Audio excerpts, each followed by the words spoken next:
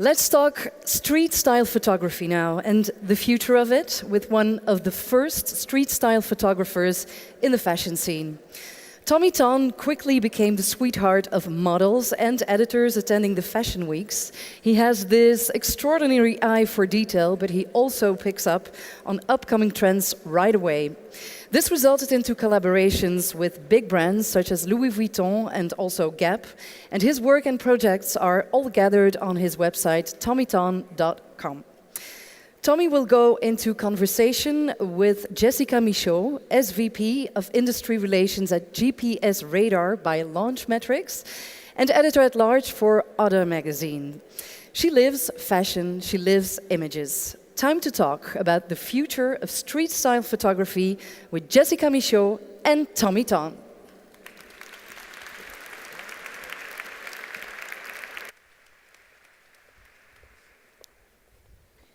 Thank you.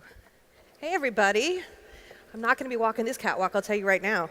All right, we're just going to sit here. I'm actually going to even come closer. Can you all see us?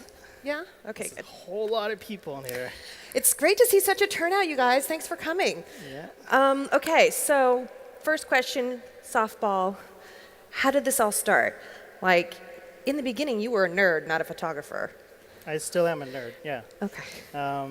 It really, really happened by accident. I was taking pictures in Canada and of people on the street and at parties, and I got really bored because, sorry, Canadian fashion is boring. So I wanted to go to Europe and experience fashion on a grander scale. So at the time, this was 10 years ago, street style was kind of a thing. There was Japanese photographers and Bill Cunningham and the Sartorius. So I thought, and if they can do it, I can do it, you know. Who needs a ticket to go to a fashion show when you can stand outside of a show and watch what people are wearing? So from the moment I went, I just became so enamored and addicted to this idea of being around such beautifully dressed people. So from that moment on, I said, I have to come back every season because, you know, it's just this euphoric feeling of if you really love fashion and you see your heroes walking in front of you, you just can't help but stop and be in awe of it. So from that moment on, I had to attend every season. So. How many seasons did you come to the shows on your own dime without any money coming in, where you were just doing it because the love of the art? It was a few years.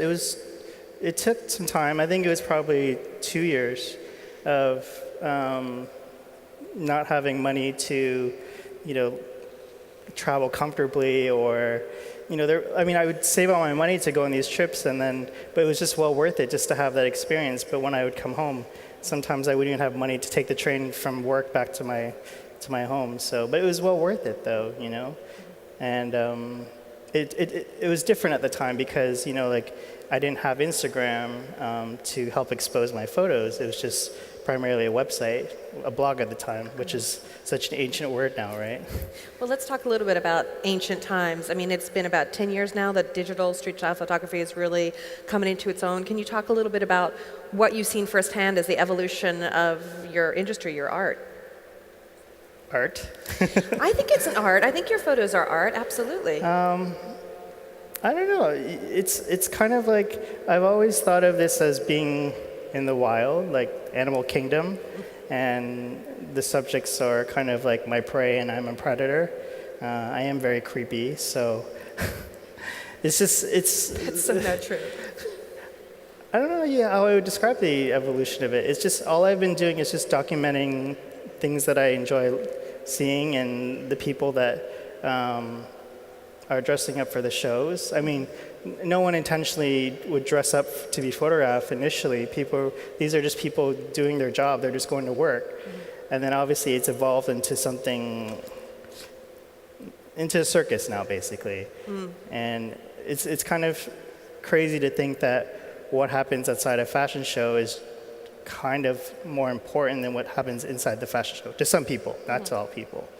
Well, can we talk about that a little bit? Is there, well, both sides of this question. One is, what is the etiquette if I'm a young street style photographer who wants to get in, even though that's already quite a saturated market? Is there etiquette to taking a photo if you're a street style photographer? Are there things you do and do not do? I mean, well, the number one thing is you don't run after someone like.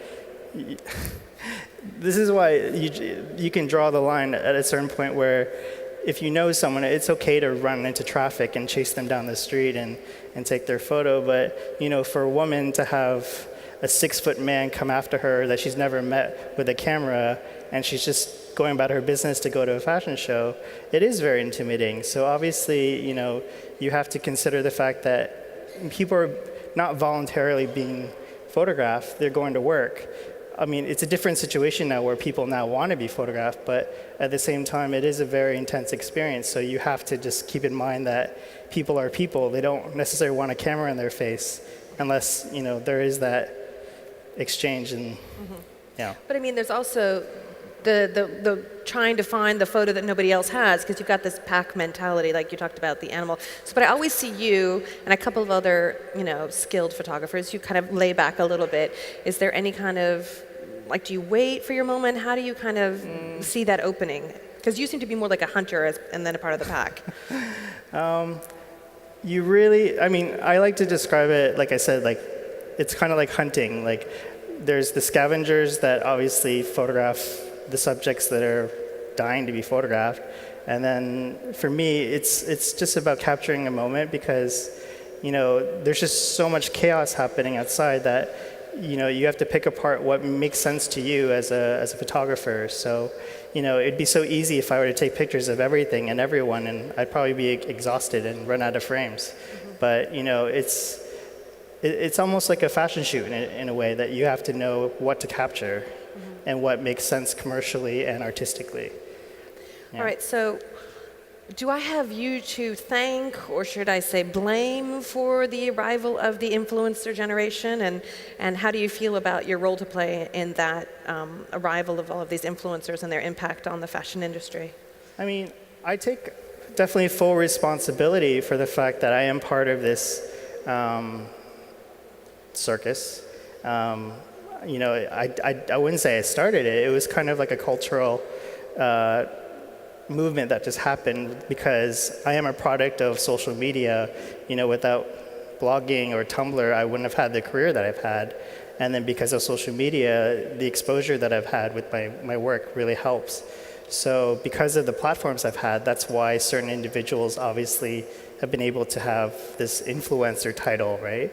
But yeah, because we used to scoff at the word blogger because it was such a dirty word, and that doesn't even exist anymore. Now it's influencer, right? So it's definitely a combination of many things. It's not just, it's not like I'm a puppet master and I orchestrated people to become famous or anything, but I was just very lucky that, having the job at style.com or GQ, that I was able to, give exposure to certain individuals. Or even the case of a designer, like a designer that wouldn't necessarily have the attention of certain journalists or retailers by having their clothes photographed. For instance, someone like Vika Gazinskaya, who had no money basically to have a fashion show, by dressing her friends. The exposure she got from these photos, that was just a test to show you that it is possible that this type of photography would have some results.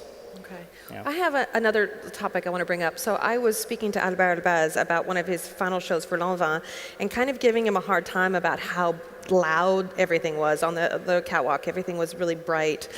And he said, well, I have to do this now because it's the internet age. Nobody's actually clapping at the end of a show. They're filming it or taking photos for Instagram. I feel like that's the same thing outside. If I'm going to wear a fuchsia pink with bright purple polka dot dress, I'm going to get photographed. Whereas if I'm wearing something understated, but probably always chic, I'm not going to get your interest. So, is that true? Is it always about who has making the most noise as far as what they're wearing? For me, it's the opposite of what you just said. So if you're going to be wearing a bright purple outfit with polka dots, you can just keep on walking on by. Because that's what the sad thing is. People assume that street style is all about being noticed, and it is for some people, yeah. If you want to be photographed and you can make a career out of it and become an influencer, good for you.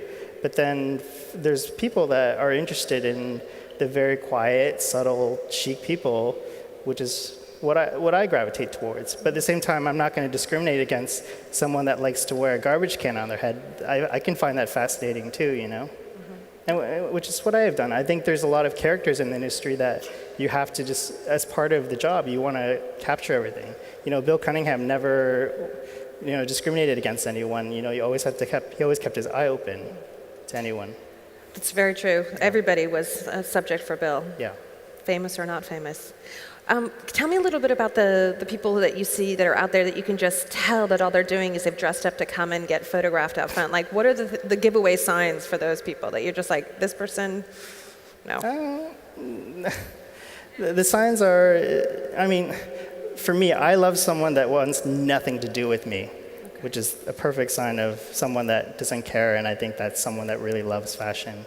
Whereas someone that really wants to be photographed, which is what happens a lot outside the shows, where people will come with a group of friends all dressed in the same brand, or they've all come together with a look that they had in mind.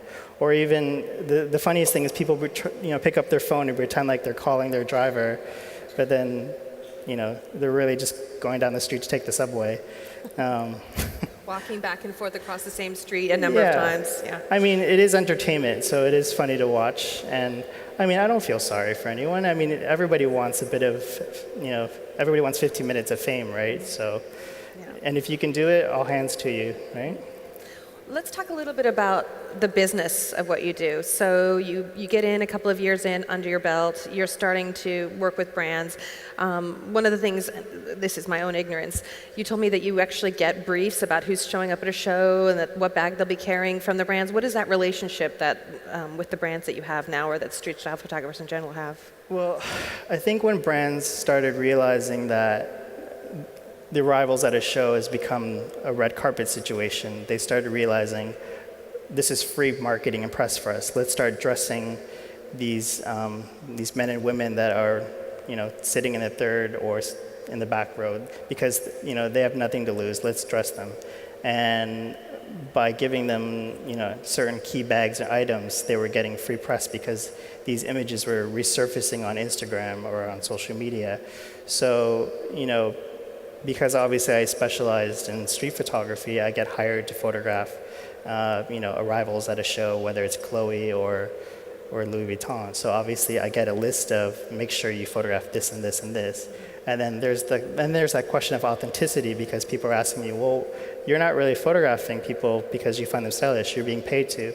And yeah, that's true. Obviously I have jobs where, that's the business. I have to help produce imagery that's going to push a product, and that's the reality. Is that I don't want to make a comment saying that street style photography is more influential than ad campaigns, but I find that people are they find themselves more related to image they find on Instagram of an influencer they're following than an 18-year-old model carrying a bag with the wind blowing her hair, So that's just the state of the business now, is that people want to feel a connection with who they're seeing the product with, Okay.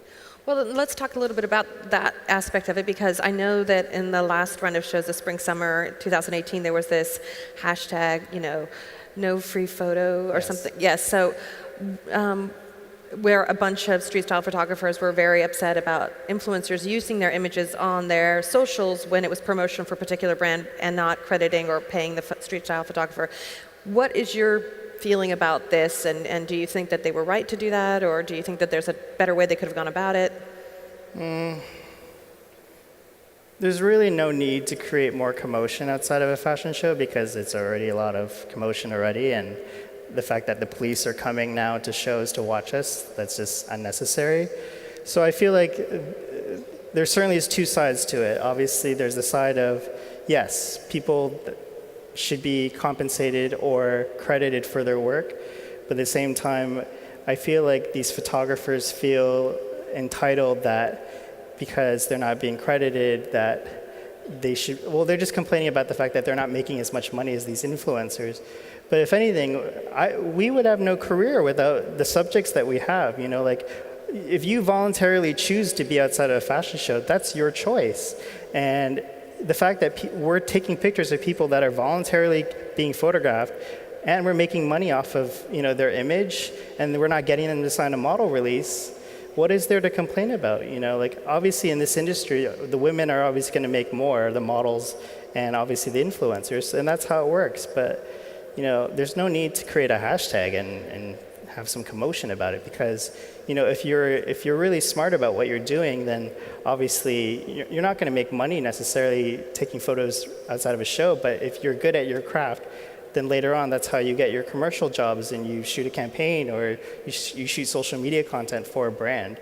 So I mean, I was rolling my eyes because they had this meeting on the street, and I was like, I wasn't invited to the meeting because it was just uncalled for. And I mean, it is a very hard job and it is very expensive, but it's all a cycle and it's a game. Like celebrities don't make any money off of the paparazzi photos.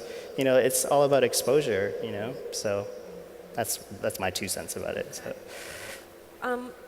What would you say to somebody, again, as somebody who goes to these shows and you can't even get out of the shows sometimes because there's so many people out there taking photos. I mean, when you're trying to get to the next show or go back and file your story or whatever. Is it a saturated market? Is there room for somebody out here in the audience who wants to be a street style photographer to make it in this game, or is there any openings left, really? There's always openings for anything in this world. Anyone can do anything anywhere. But the problem is, there's a concern of being civil and a certain level of safety around the shows. A fashion show used to be a very quiet, private event for people to come and watch a fashion show. So the fact that we're drawing attention from the police or hordes of teenagers wanting to get a picture of a celebrity attending a show, it's kind of getting out of control. So people are more than welcome to take pictures. I think it's fine, but the thing is, if you're gonna act like I don't want to say the word monkey, but if you're gonna act, I'm doing Animal Kingdom, so monkey works. Well, I mean, I act like a monkey a lot of the time, but if you're gonna run all over the place and cause a commotion, then obviously you're adding more chaos to the circus. So, I mean, I just think you should be very respectable to the people that are going to show, because they're just like you and I. We're normal people. There's no need to yell and shout, right? Mm-hmm. So. Can you talk, I want to go back a little bit, because I remember the moment when, for me, it was really the paradigm shift, when all of a sudden a bunch of people that I knew always sat in the front row weren't sitting in the front row anymore at the Dolce & Gabbana show. God, I don't know how long it would go. I want to say like 90. That was 8 years ago. Oh, God. Goes by so fast. Yeah. That was a real paradigm shift for me. But when you walked in, you didn't realize what was going on until you actually stepped into the Dolce & Gabbana show and realized you were sitting front row, and that people who usually sat there were sitting second. What was that moment like for you when you? I think that is a very kind of an aha moment. But I'm curious to see how it was for somebody who actually had to live it. Well, I walked in with sweat marks on my shoulders because I just thought, oh yeah, I probably have a seat in the 3rd or 4th row or something. And when I look for my seat, I see there's a laptop propped in front of it, and I look 2 seats away and I see Anna Wintour, and then Brian Boy is sitting 2 seats away, and I look at him, I'm like, what the heck is going on? Like, I had never been invited to a fashion show in Milan, yet alone to have this gesture, and I was just thinking, oh boy, there's a lot of eyes on us right now, because we're being played right now, we're props. Mm-hmm. And, as I'm sitting there, Hamish Bowles leans over and he's like, what is Twitter? How do you Twitter? And I was just like, oh my God, I can't believe now I'm this person that's teaching Hamish Bowles how to Twitter. And then I wasn't thinking in my mind what the image was, but obviously the image that came from it was this idea of this new generation of digital media is being embraced by an established Italian house. And in the back of my mind, all I could think was, everyone is looking at me right now. Oh my God, they must think, how the hell did this happen? And because of that, it completely changed everything, because fashion at that point was not democratic. Like anybody that had a blog or a Tumblr, there was no way they were being invited to a fashion show. So, I was always waiting outside of a show hoping that they would let me in. So for this to open the gate, and then obviously all of a sudden we were all being invited to fashion shows after that moment. It really changed things, and because of that, that brought me a lot of work and recognition, and I wasn't that kid standing outside of a fashion show anymore.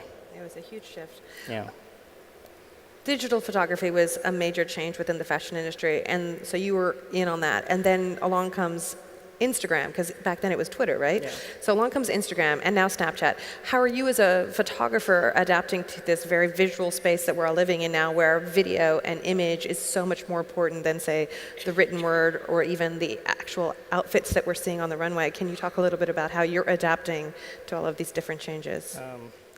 I find myself still adapting, because I find that fashion is just accelerating at such a fast pace that, like, it's really hard, because, it's so funny that an industry that thrives so much on change can't even keep up with change anymore.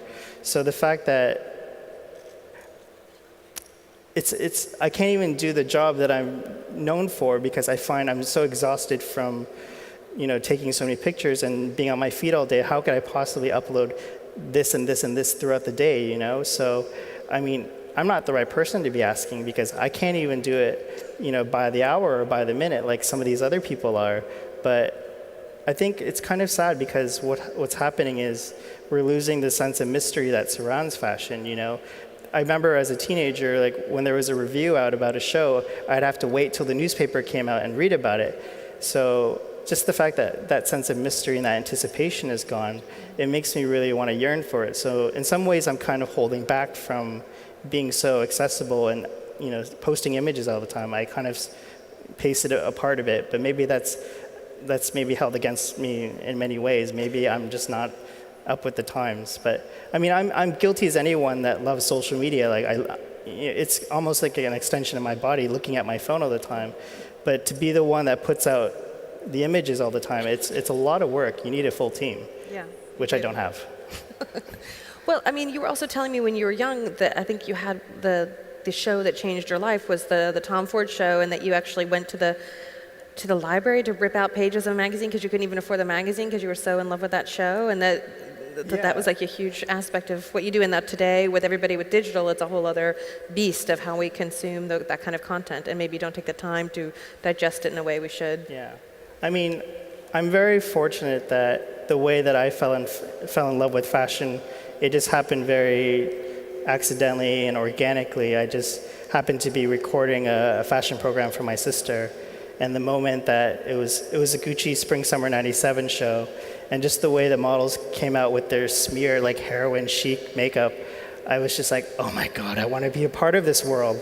So from that moment, I knew that I wanted to work in fashion. So I would ride my bike to the library and unfortunately steal a lot of magazine clippings and make like binders and posters and just plaster everything over my wall.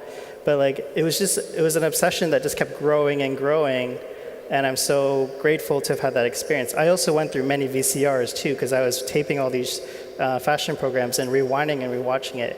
But I think because I had that experience, it made me want to see close and personal. Mm-hmm. So being able to go to museums and or even just go into a shop and look at the clothes, it made me appreciate the clothes now, or more then. And then now, what's unfortunate is we live in such a two-dimensional culture that we appreciate everything only by face value. We're not taking the time to understand how something is constructed, We had the pleasure of going to see the museum presentation of Olivia Thysken's work today, and you and I were talking about how great it was to actually put our phones down and look up and appreciate the work in front of us, as opposed to being always not present yet not present. Yeah. You actually didn't originally want to be a photographer your whole life either. You came to this in a roundabout way, isn't that right? Yeah. I had zero interest in photography, and I mean, I had aspirations to want to work in fashion, and I still, to this day, I don't think of myself as a photographer. I think of myself as a fashion enthusiast, just someone that really loves fashion. Unfortunately, the state of fashion today, I'm not so much in love with as it was 20 years ago. But, I think what's so great about fashion is that, sometimes you'll be studying pattern cutting, and then the next thing you know, you're working in marketing. Or I didn't even study anything, and I just fell into photography by accident because all I wanted to do was crash the party outside the fashion shows.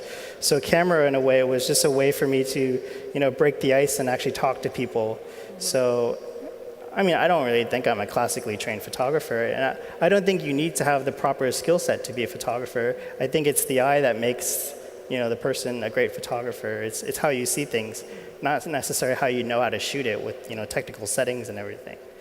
But you also have a signature kind of style to your, I mean, we can recognize your work to a certain extent, you as opposed to, say, the sartorialist work, very much more on the accessories or the way the hand is in the pocket with the bangles on the wrist. I mean, how did you come up with, how come that was what drew you to photography? Or what was the draw there, and how did you come up with that to be your eye?